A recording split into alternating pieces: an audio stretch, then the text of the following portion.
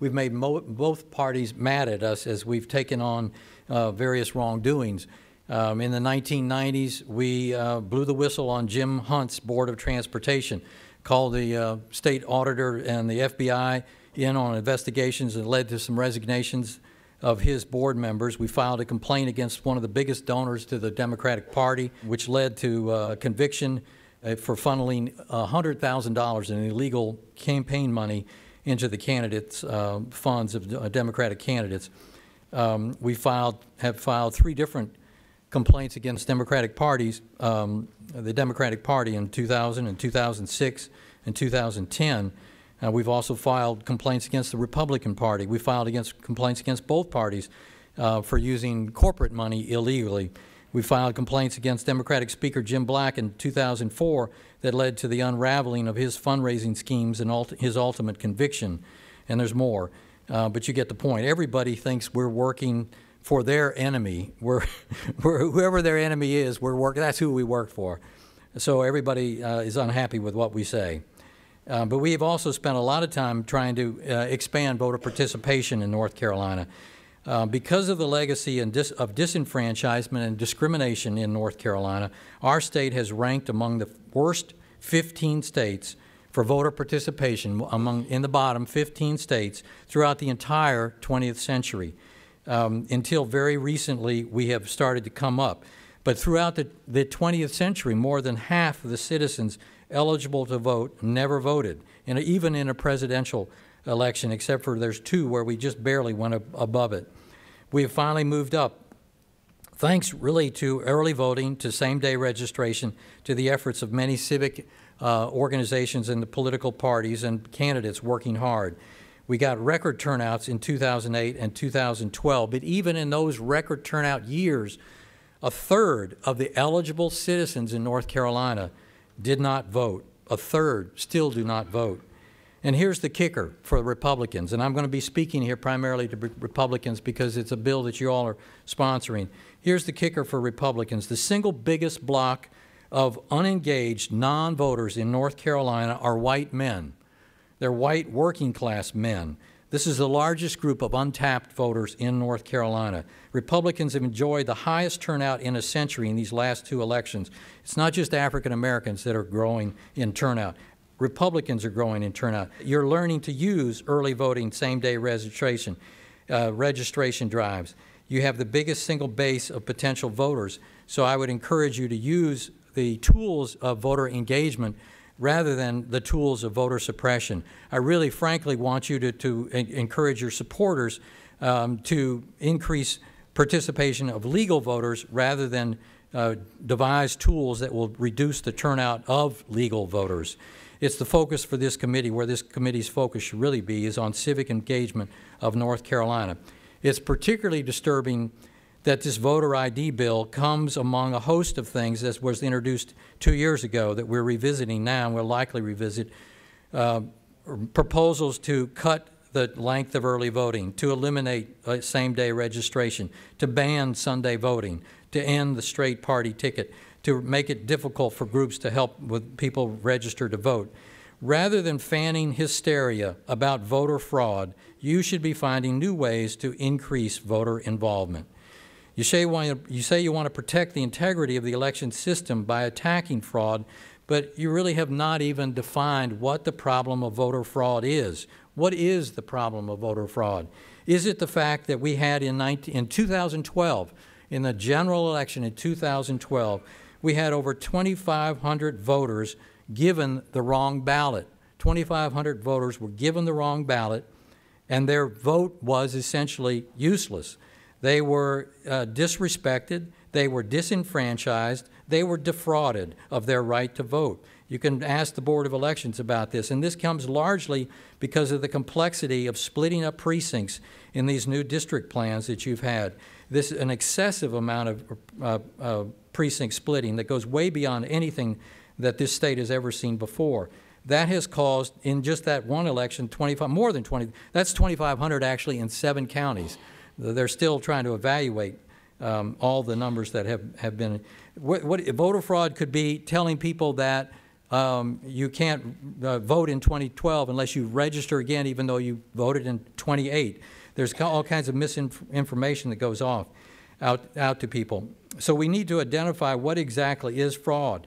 The so-called fraud of voters, individual voters cheating. What is the preferred method that people use, and all the experts agree with this, is the mail-in absentee ballot. Why wasn't that the focus, the first focus of this committee? And last year, this year, look at the absentee ballot. The data shows that actually the fraud through is small, but it's 7 times the rate of what a person coming in person is. 35 per million absentee fraud versus 5 per million votes cast of in-person voting, 35 per million. And you look at the 2,500 people that lost their right to vote in 2012 out of split precincts, you know, that's 600 per million, almost 600 per million compared to the 35 or the 5. So we got to, where is the impact of fraud? Really, a conservative approach to this problem, a conservative would say, show me the problem that you want to fix. Document it before you spend my money. A conservative would say, before you spend the government's money, show me the problem. If we said that environment was being poisoned by something, some factor, you would want us to document that.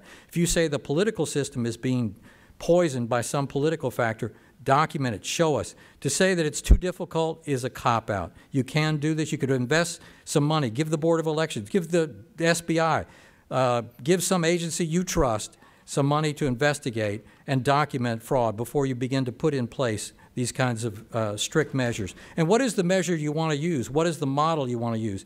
If you use the Georgia model or the Indiana model, you're going to the strictest model in the country, the most exclusive, it's the elitist model.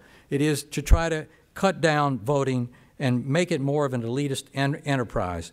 I would hope that you would look at, even if you're going to do a photo ID, you look at some of the other states that have required a photo ID but then provide other mechanisms like Michigan, Idaho, South Dakota, New Mexico, New Hampshire. Michigan, Idaho, South Dakota, New Hampshire. Bring in some of the election administrators from those states. Ask them, if a person comes, they ask them for a photo ID, they don't have the photo ID, they can sign an affidavit. An affidavit attestation is good enough. It can be challenged by somebody just as we can do that. But if you go to the Georgia, you look at these models about how Georgia is not supposed to have impacted, the voter ID doesn't impact turnout. You know, evaluating the impact of turnout is very, very difficult. All the different factors, the candidates, the TV advertising, the competitiveness of races. They compare 2006 and 2010, 2 non-presidential years, which is fair, except in 2006, when there was no ID law, there was also no Senate race in Georgia and a non-competitive governor's race. The incumbent governor was running for re-election. It was a very low turnout election in 2006 in Georgia. Then they look at 2010, and there's a much higher turnout because there was a U.S. Senate race. There was a more competitive governor, and there was also a photo ID. But the increase in turnout is not caused by the ID or the ID people overcoming the ID. It's because of the energy in that race. Same thing for 2004 and 2008. They don't even look at the 2012. If you look at the 2012 numbers in Georgia and Indiana, voter participation has gone down. Voter participation in Georgia has gone down in 12 versus 8. The same thing in Indiana.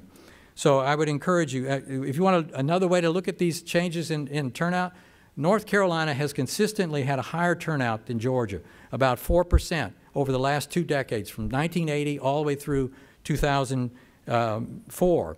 And then they had the ID. We were 4% above Georgia. In 2008, we were 5.2% above, 5.2 percentage points above Georgia in our turnout. So we are, you know, that gap grew after Georgia added their ID law. In 2012, the gap between our turnout and Georgia's rate was 7.9 percentage points. Our turnout was much, much higher. So I would like to just encourage you to go beyond this Georgia ID. There are even other states, beyond looking at the number of free IDs that are handed out, look at the states where your person goes, is asked for a photo ID, If they don't have the photo ID, they can sign the attestation. How many of those are happening? That ranges from up to about 1%, 2%. As Francis said, people that on polling say, well, you know, only 2% don't have an ID. 2% in North Carolina, that's 90,000 voters. 1% of voters in North Carolina who turn out, that's 45,000 voters. You know, so we need to watch what is the mechanism we're using, what is the range of IDs and all the rest, what is the education effort being put in there. Thank you very much. Thank you, Mr. Hall. Our next speaker is Allison Riggs, who is the staff attorney from Voting Rights with the Southern Coalition.